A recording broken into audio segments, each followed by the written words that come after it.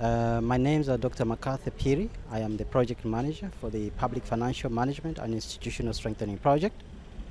This is the project that is financed by the World Bank and implemented by the government of South Sudan, led by the Minister of Finance, but supporting a number of institutions and departments within the government of South Sudan. Public hearing, it is one of the tools that is used in what we call citizenly and participatory budgeting approach.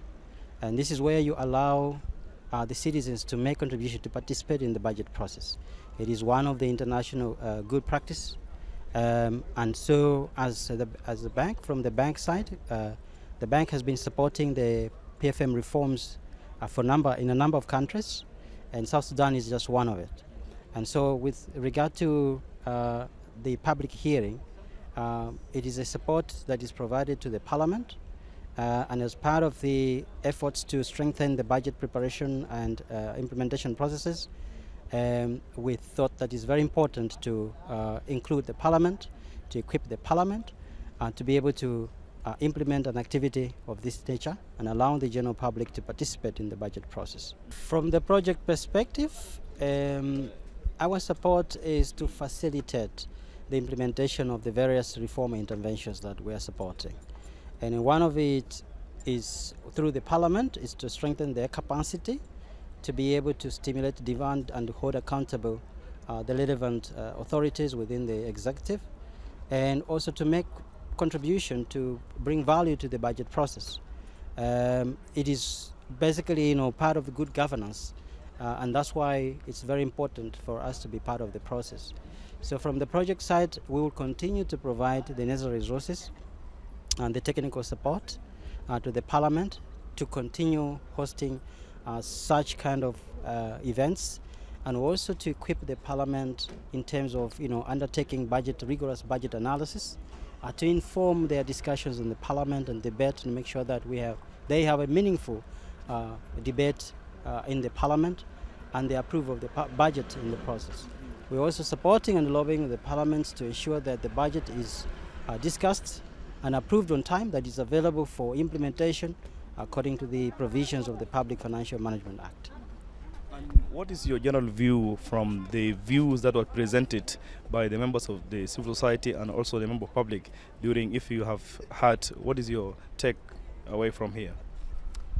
Yeah, I think it's very interesting and very exciting to see that this being the first public hearing on the government budget, that the public, the civil society organizations, the members of the faith-based institutions, as well as the general public, have been able to get this opportunity.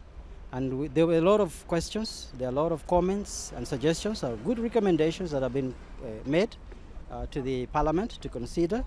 I think what is most intriguing, is the issue around the budget in terms of preparation and submission and approval, and also specific allocations to certain sectors.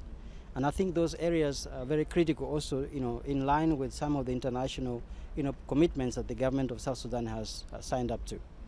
So a number of those questions are very, very interesting, and especially being the first time, it's very, also interesting to approach to the project to see that the general public were able to come up with such questions and be able to question the government and the Parliament on the budget process and the allocations that have been made in the 2024-2025 national budget. The World Bank is supporting a number of projects in the health sector, in agriculture, in education, in the water, and many other areas.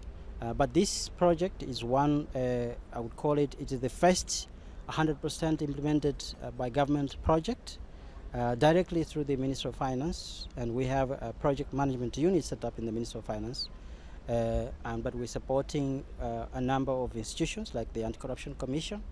I think there were some questions earlier on around the issue of corruption, and I'm glad to also inform the general public that we have some interventions that are directly supporting the strengthening capacity of the Anti-Corruption Commission to stimulate demand for accountability, and also to undertake what is called corruption risk assessment in the budget implementation.